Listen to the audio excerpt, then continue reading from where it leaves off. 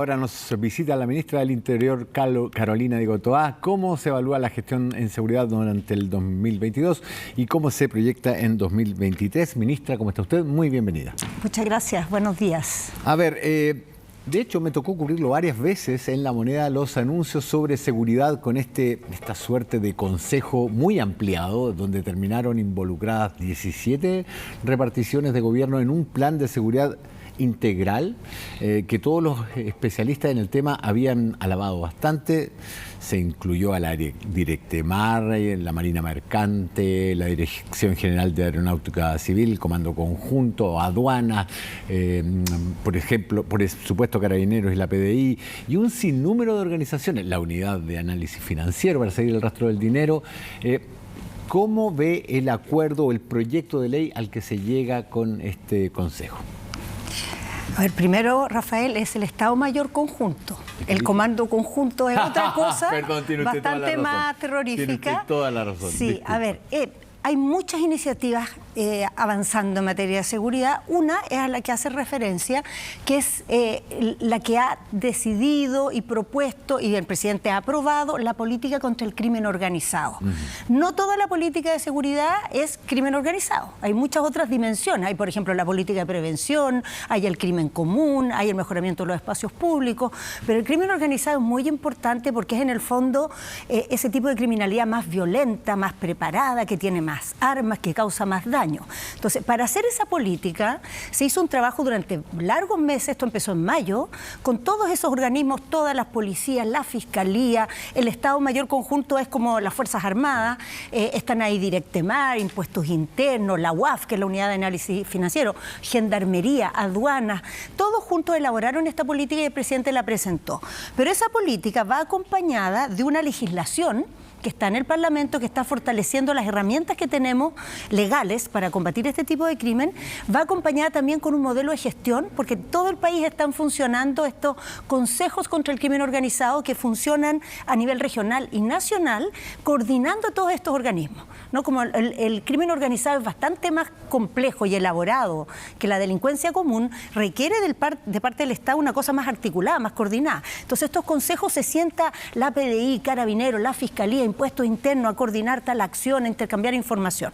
Y por último tiene un presupuesto, que es lo que se aprobó en el presupuesto de la Nación del año 2023, donde hay 39.000 millones de pesos dedicados a estos organismos, pero enfocado en el combate al crimen organizado.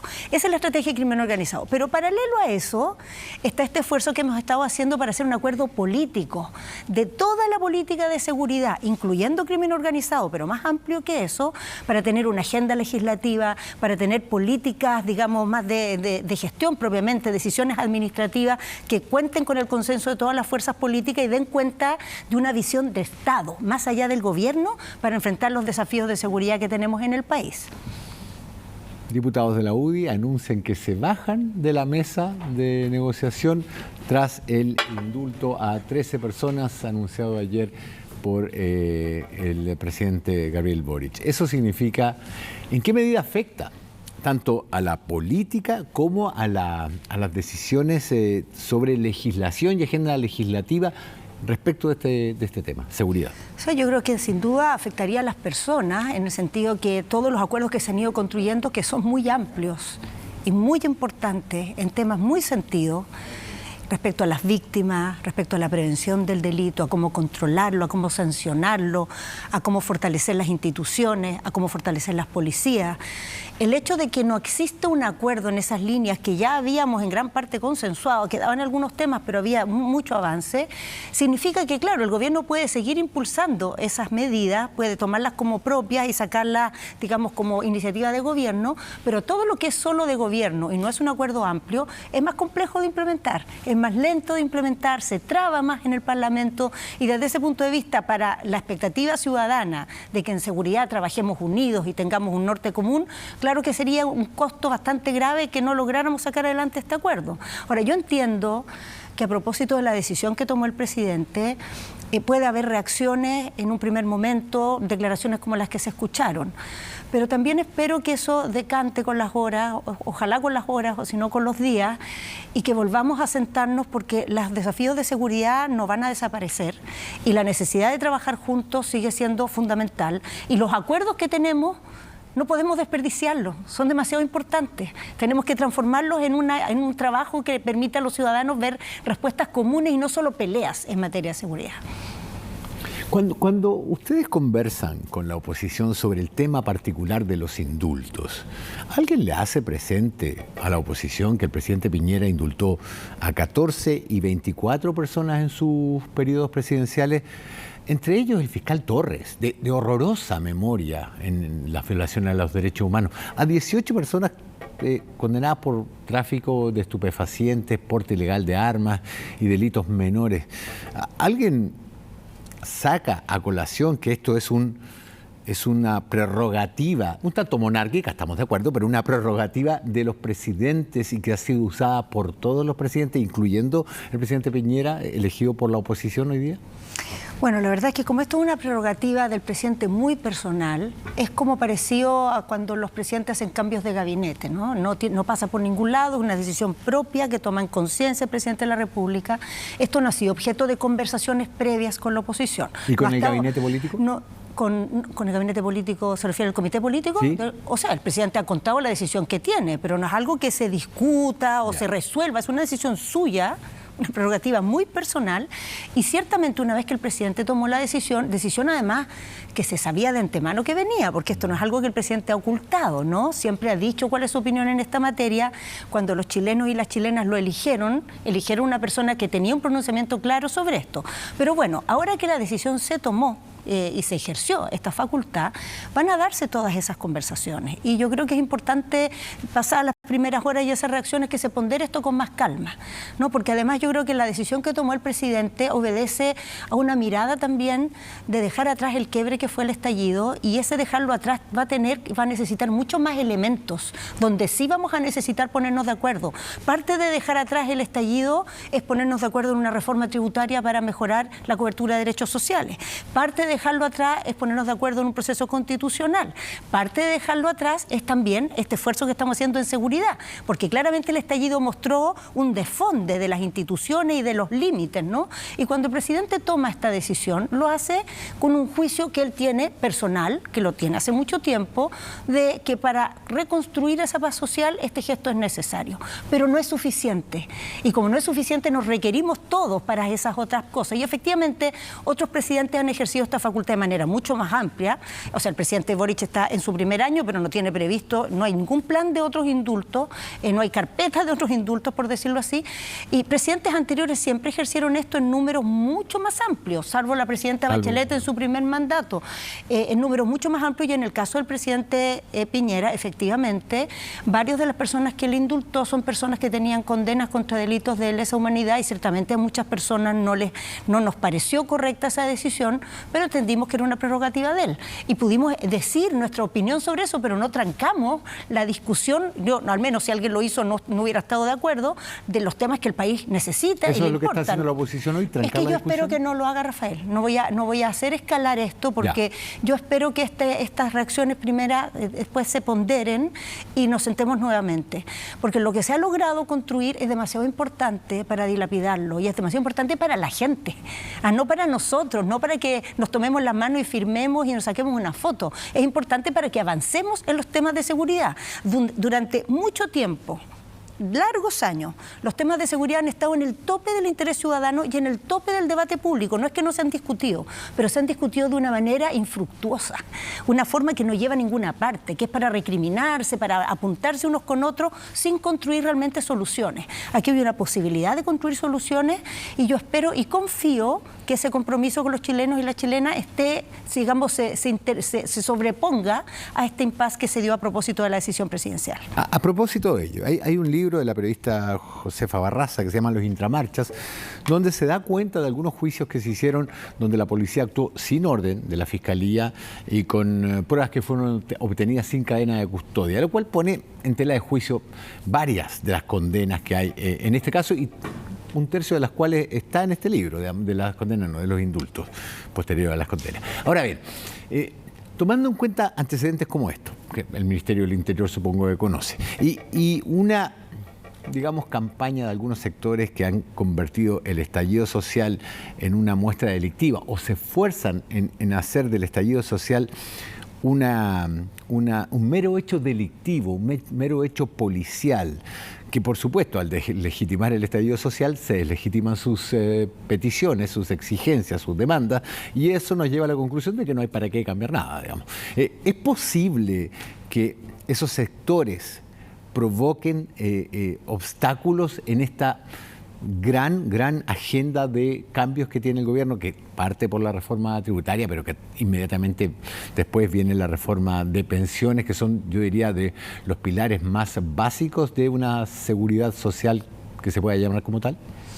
Bueno, a ver, cuando el presidente indulta, la lógica del indulto no es poner en cuestión el trabajo que hicieron los tribunales, ¿no? La lógica del indulto es que el presidente de la República, en conciencia, considera que para el bien del país o por razones humanitarias es mejor que esas condenas no se sigan cumpliendo con privación de libertad. Eso es el indulto, ¿no? No es ir a enrostrarle a los tribunales que estuvo mal hecho el trabajo, en algunos casos puede ser que eso suceda o no haya sucedido, pero ese no es el mensaje del indulto. El mensaje del indulto es lo que dijo ayer el presidente de la República. Yo creo que sus palabras fueron muy claras y muy nítidas, que él tiene la convicción que para la paz social en Chile es importante tomar nota de que ese fue un periodo extraordinario, en que se rompieron muchos límites, y ciertamente en el romperse límites se produjeron delitos. Yo creo que a veces tenemos una manera de discutir que agrandamos las diferencias en lugar de buscar caminos de entendimiento. En el contexto del estallido se cometieron muchos delitos, no cabe ninguna duda de aquello. El problema es que esos delitos se cometieron porque tuvimos un quiebre gigantesco, y un quiebre que llegó a un punto en que la sociedad actuó de una manera que podríamos decir casi irracional. Colectivamente actuamos de una manera irracional porque teníamos rotos esas normas de la convivencia que son las que permiten a la sociedad funcionar de una manera más tranquila. Entonces, en recuperar ese funcionamiento más tranquilo hay que hacer muchos esfuerzos extraordinarios, no los esfuerzos ordinarios y comunes. Entonces, estamos justo en una época, al gobierno del presidente Boric, al gobierno del presidente Piñera le tocó y no logró, y al gobierno del presidente Boric le toca nuevamente. Estamos haciendo todo el esfuerzo para que logre que el país asuma lo que le pasó, busque un camino para resolver esos quiebres y se encamine hacia un norte común, acordado en sus líneas gruesas entre todos. Eso no quiere decir consenso de todo, en todo, pero al menos que las líneas gruesas del país sean compartidas. Y por eso es importante una constitución que todos sintamos legítima, por eso es importante derechos sociales que todos digamos son correctos, no son derechos que son precarios, no son derechos que son apenas, sino que son los que el país se merece y tiene condiciones de dar. Y parte de eso también es que recuperemos, el otro día nomás el presidente lo dijo en una entrevista que tuvo en televisión, recuperemos también el sentido de los límites, el respeto a la autoridad y el hecho de que hay formas de convivir que son aceptables y otras que no. Y ciertamente las del estallido no pueden ser parte de la normalidad de un país democrático. Fue un periodo, un quiebre. Fue una ruptura, fue una crisis. Salgamos de esa crisis, superemos esa crisis y pongamos firme, claro, en la convivencia, límites a lo que se puede y lo que no. Parte de ese esfuerzo es legitimar la labor de las policías, es tener normas claras también respecto a cómo convive la manifestación pública con el cuidado del espacio público que es de todos. Esas son las cosas que tenemos que ir sacando como conclusiones, aprendizajes y renovación de nuestra convivencia pacífica en democracia después de lo que vivimos, que fue muy duro y muy fuerte y dejó muchos heridos y muchas personas que sufrieron en Chile. Muchos sostienen que esto da un mal mensaje de que se pueden cometer saqueos, incendios o atacar a las policías y no ser castigados. Y por otra parte, me gustaría que se refiriera a eso, pero por otra parte, la macrozona sur o Wallmapu también vive en estos días un quiebre de las normas de convivencia. ¿Un antecedente como esto da pie a que también haya indultos en el conflicto mapuche? Primero, no está previsto ni hay ninguna carpeta esperando en esa materia, en indultos. Respecto a las señales, primero hay que decir que estas personas fueron castigadas. han cumplido condena y van a mantenerse con ese antecedente. Esto no borra sus antecedentes, ¿no? Esto es un camino de cómo nos levantamos hacia adelante. Ese es el esfuerzo. Y en ese esfuerzo, claro, el indulto es un instrumento que es privativo del presidente, que él toma estas decisiones de manera muy personal, pero eso se inserta en muchas decisiones que tenemos que tomar como sociedad.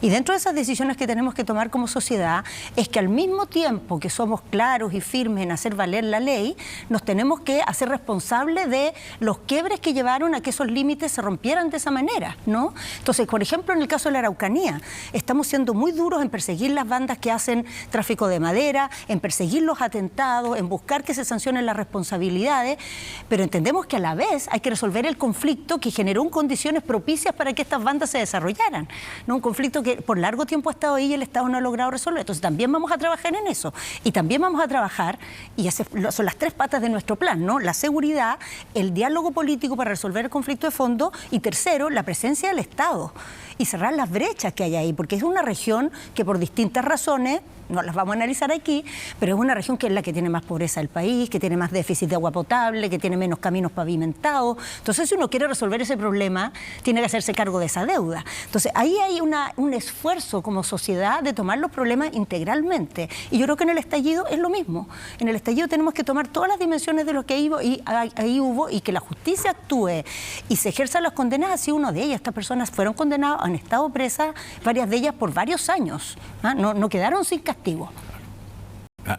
La mayoría de ellos tienen más que cumplida la mitad de la pena, digamos. Así es. Ahora, en términos del conflicto de la macrozona sur o Wallmapu, uno de los problemas más fundamentales, aparte de los que usted nombró, la pobreza, la región con menos caminos pavimentados del país y o con más déficit, más bien. Sí. Tiene más caminos sin pavimentar. Exacto. Eso es. Hay un problema de la visión del otro. Pablo Ortúzar, en una columna que creo que se llama Temucuicui, relataba cómo el problema, uno de los problemas básicos es que el mundo mapuche ve al Estado como su enemigo, no al gobierno, sino al Estado, a todos los gobiernos de Chile sucesivamente como un enemigo del pueblo mapuche. Y esa concepción es mucho más difícil de allanar, de borrar, que la mera negociación por 1, 2, 3 o 10 aspectos que son puntuales. Bueno, así es, y por eso es tan desafiante este conflicto. Esa visión del Estado tiene dos razones principales. Una, que el Estado muchas veces ha incumplido sus compromisos con el mundo mapuche. Entonces hay una experiencia, ¿no?, de frustración en la relación con el Estado.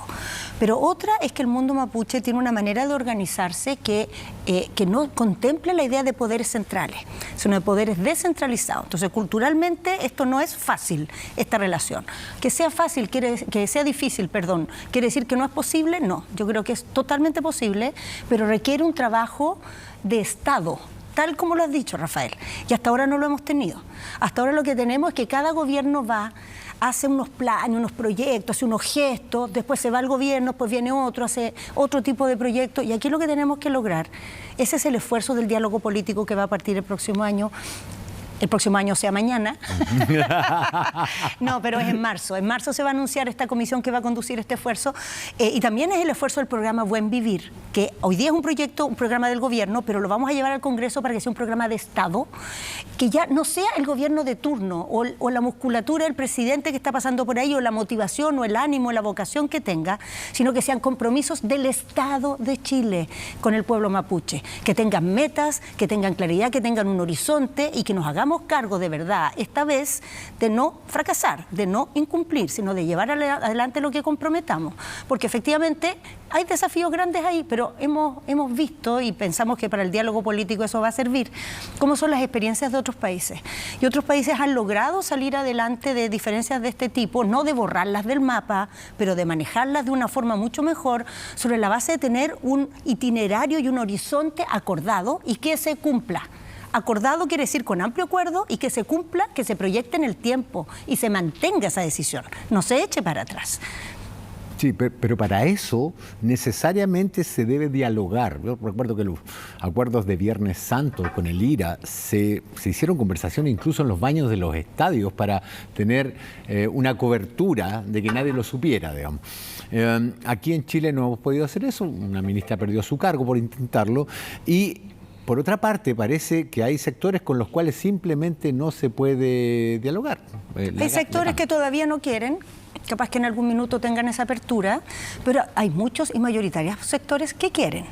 En el trabajo de ir armando este programa Buen Vivir, se ha ido trabajando con las comunidades, especialmente con esas comunidades que están, en un área gris, ¿no? Que están cerca o han tenido algún tipo de relaciones con los grupos radicalizados, pero todavía no se pasan totalmente a apoyar ese tipo de agenda y que están mirando con ojos atentos a ver el Estado qué disposición tiene. Bueno, el Estado tiene que ser más estratégico también, Rafael. El Estado en Chile ha sido muy errático. O sea, si tú quieres en un sector donde hay una disputa de este tipo reconstruir una convivencia democrática y aislar a los grupos que están con agendas radicales, tienes que estar muy presente. Tienes que cumplir tus compromisos, tienes que hacerte cargo de los déficits que hay, tienes que hacer un esfuerzo extraordinario, porque los mecanismos ordinarios allá no funcionan. No funcionan porque se licita un proyecto y en la mitad, no llegan los oferentes porque la zona es inestable, entonces no quieren, o llegan y en la mitad tienen que dejar botada la obra porque hay un atentado. Entonces, si uno quiere salir de esta dinámica que replica y replica el problema, lo que hay que hacer son esfuerzos extraordinarios. Y eso va a ser el programa Buen Vivir. Va a establecer modalidades para llevar adelante la inversión, para sacar adelante las obras, que se hagan cargo de los problemas que hay, acompañado de este diálogo político. No podemos adelantarlo porque en marzo se presenta, pero el objetivo ahí es que la sociedad chilena, con personas representativas, se ponga a trabajar, en primer lugar, en el tema de las tierras. En primer lugar, porque ese es quizá como el punto focal de lo que podría ser una reconstrucción de una convivencia adecuada. Una pregunta ahí. La mayoría de las tierras que los mapuches reclaman como parte de sus comunidades no están en manos de las forestales, están en manos de la empresa agrícola. Las empresas agrícolas, que tienen un infinito, una miríada de tamaños, desde grandes extensiones hacia pequeños agricultores que tienen un par de hectáreas. ¿Qué pasa con eso? ¿Se puede resolver ese problema? Bueno, sí, pero hay que trabajar de otra manera, porque como se ha trabajado hasta ahora es que las comunidades reivindican un terreno, un predio, se hace un trabajo predio a predio, en el hacer este trabajo los precios se llevan hasta las nubes, entonces empieza a haber, claro, se inflan los precios a un punto que el dinero cada vez se hace menos para hacer este esfuerzo, y quizá esa metodología como punto de partida de la ley indígena durante los años 90, que antes no había nada, fue, claro, un gran gesto, fue muy importante, pero se fue quedando corta. Ya caducó. Entonces, ahora que hay que mirar, primero hay que cuantificar el conjunto de la demanda, porque hasta ahora hemos ido caso a caso. Entonces va llegando una petición, se analiza esa petición, después la otra. Pero hay que mover todo Temuco si se mira el conjunto de la demanda. Por eso es importante mirar el conjunto de la demanda legítima, no de cualquier demanda, de la demanda que tiene validez, y ponernos de acuerdo cómo la vamos a responder. Parte de esas tierras son o pueden, digamos, intercambiarse por predios que hoy día están en el mundo de las forestales tienen disposición a estar en ese diálogo. Algunas están en el ámbito de empresas que se dedican al rubro agrícola, se podrá ver. Algunas están en territorios urbanos, no se puede, hay que buscar una alternativa. Algunas comunidades a lo mejor están dispuestas a cambiar su reivindicación por tierra por otro tipo de reivindicación. Eso hay que dialogarlo, pero eso tiene que ser en el marco de un horizonte para resolver todo el problema. No para ir caso a caso, porque si no tenemos la frustración de estos años y además los recursos quedan siempre cortos con esa perspectiva del caso a caso. Una última pregunta sobre ese punto. Las mafias del tráfico de madera, que las industrias forestales reclaman que son verdaderas industrias subterráneas o clandestinas, y que además tienen directa relación con el conflicto mapuche y con cómo se financian algunos grupos de los más radicales. Con la nueva ley de tráfico que castiga el tráfico de madera, ¿usted cree que se pueda controlar ese punto? Bueno, la verdad es que la ley de tráfico de madera ha ayudado mucho. También en la manera más articulada y coordinada que está trabajándose en la zona, que es parte de este esfuerzo del crimen organizado que yo le decía, porque se sientan de manera periódica todos los organismos que intervienen, impuestos internos, por ejemplo, para ver los movimientos financieros de estas empresas, las policías, las distintas policías, también el jefe de la Defensa Nacional allá, porque hay estado de emergencia, se sientan los fiscales, que son los que llevan las investigaciones, y en una mesa ven ya, a ver cómo estás viendo este caso, qué antecedentes tienes tú, preguntemos por allá. Está el delegado también, que tiene una serie de otras informaciones que pone arriba para que se trabaje en conjunto. Y se han desarmado muchas bandas.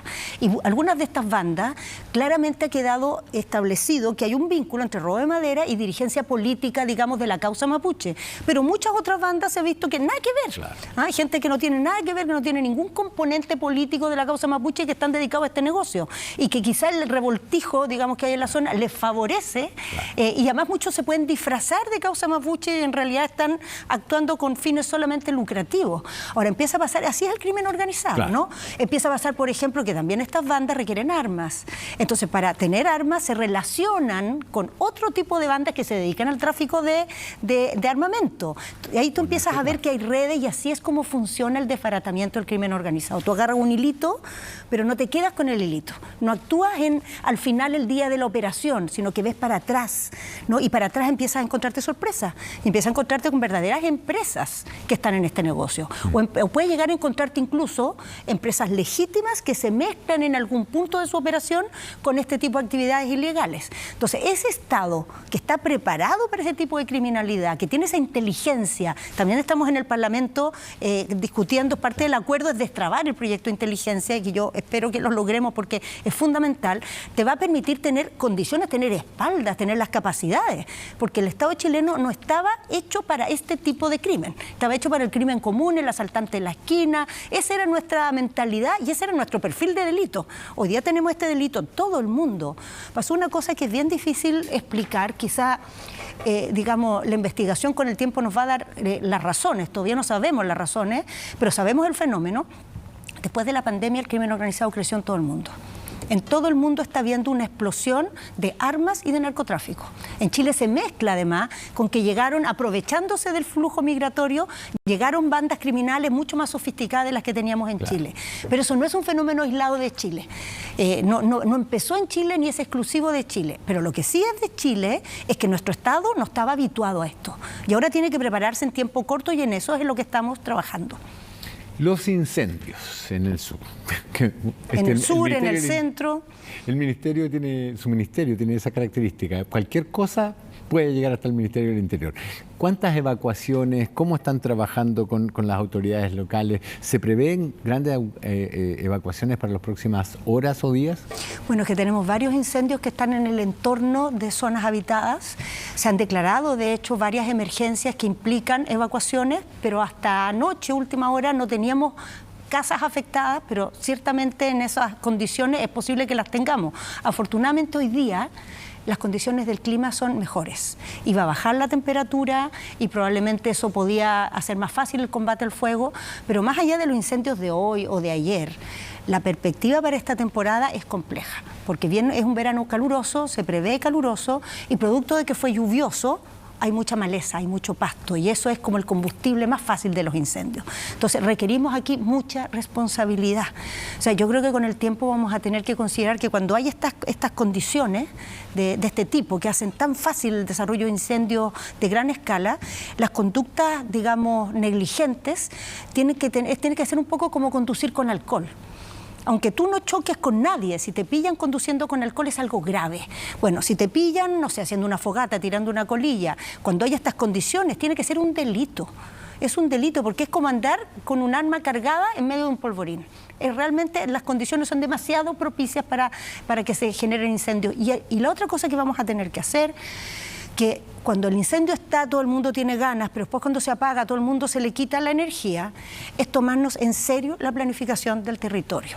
Los lugares donde se construye, que no están habilitados, no se pueden aceptar. No puede haber excusa, no puede haber blandura respecto a esto, porque en el fondo lo que estás haciendo es generando condiciones para que el día de mañana tengas tragedia. Entonces, las quebradas, por ejemplo, el tema cuando se tira basura a las quebradas, que alguna gente considera, bueno, ya, pero una situación, no tenía dónde tirarla. No, eso es estar alimentando un futuro incendio, que va a significar que gente pierda sus casas, que personas pierdan sus vidas. Entonces hay que tomarnos en serio estos temas de prevención cuando pase el incendio y mantener como bien en alta la urgencia y el sentido de que esto nos amenaza permanentemente, especialmente en los lugares, la región de Valparaíso es como eso por excelencia, donde se mezcla cambio climático con muchos síntomas, más muchas poblaciones, tomas, campamentos que están en irregularidad, más quebradas que son zonas, digamos, que combustible, claro, le llaman los bomberos, ¿no? Es combustible en medio de las ciudades, listo para prender a la primera provocación. Claro. Ahora, yo sé que estoy corto con el tiempo, pero no puedo evitar la siguiente pregunta. Francisco Muñoz, Pancho Malo, para todos los efectos, digamos, fue querellado por digamos, una multitud de acciones que se han resumido en esta sedición, un cargo por sedición, que fue básicamente esta agresión verbal, si se quiere, al senador Macaya. ¿Tiene esperanzas de éxito esa querella? 2. ¿Esto implica un cambio de política? En Chile vimos a Salvador Izquierdo paseándose por las calles, golpeando gente, y ahí está en su casa. Vimos al subsecretario Gali del Interior diciendo que las personas del caso de la fiscal Chong que tenían armas, tenían utensilios. Y vimos en general una política bastante relajada contra estos grupos en particular, que de alguna manera amenazaron no solo a autoridades, sino que salieron a las calles a golpear a la gente por sospecha de pensar diferente. ¿Vamos a ver un cambio de política con eso? Yo diría que sí. Yo diría que, a ver, parte de estas cosas que decía yo delante, que son los pasos que tenemos que dar para dejar atrás el quiebre que fue el estallido social, es ponernos de acuerdo que ciertos tipos de expresiones públicas no son tolerables. Esas expresiones públicas que buscan inhibir las opiniones de los demás, intimidar a las personas por sus opiniones, y especialmente cuando esas personas representan a otras, son autoridades que están ahí mandatadas, como es el caso del senador Macaya. Por eso en este caso la querella amplía el rango, y lo que está hablando es de este concepto que en el fondo dice ese tipo de acciones son un atentado a la democracia. Cuando tú castigas a las personas por sus opiniones, estás atentando contra la democracia. Las opiniones, en democracia se les debate con opiniones, no con actos de intimidación. Y voy a ir más allá, Rafael.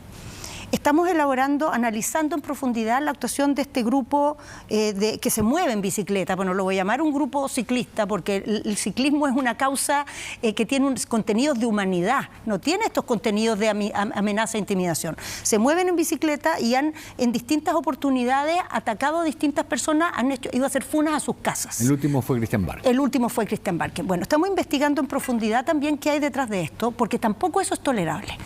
O sea, tenemos que ponernos de acuerdo como conclusión del estallido que una democracia más profunda no tiene que tenerle miedo al debate. De alguna manera la democracia de la transición se lo tuvo. Muchos temas no se podían hablar, muchos temas por el sistema electoral estaban totalmente fuera de lo que era posible modificar. La Constitución tenía una serie de candados que no nos dejaba discutir. Bueno, ahora vamos a dejar atrás eso. Sin embargo, en el mismo acto tenemos que decir, hay maneras de discutir que son aceptables y hay otras que no, que vamos a dejar fuera del juego legítimo. Y este tipo de acciones intimidantes no pueden ser aceptadas. En el caso de Pancho Malo, vamos con esa querella y ciertamente vamos con la esperanza de que esta tesis sea tomada por los tribunales, pero en el caso de este otro grupo y de cualquier otro que haga acciones de ese tipo, vamos a buscar la manera de perseguirlos en propiedad, porque esto es grave. Y quiero decirlo a esto, yo soy una ciclista convencida, yo diría militante del ciclismo, practicante del ciclismo, pero ir en bicicleta e intimidar a alguien no tiene nada que ver con el ciclismo. Es simplemente un tipo de acción política que conocemos desde tiempos inmemoriales y que no queremos ni necesitamos en la democracia chilena. Carolina Toá, ministra del Interior, quiero agradecerle el tiempo que nos ha dedicado acá en Chilevisión. Darle las gracias y que tenga usted una muy buena jornada. Muchas gracias. Desearles a todos que pasen una bonita fiesta hoy día. No nos podemos desear todavía el año nuevo porque dicen que trae mala suerte, pero estamos cerrando un año que ha sido muy intenso. El próximo va a ser un año que vamos a empezar a ver frutos de cosas que hemos con dificultad sacado adelante, y yo espero que en esta noche todos con sus familias, con sus amigos, con la gente que quieren, tengan un momento feliz y partamos con buenas pilas el año 2023. Que así sea.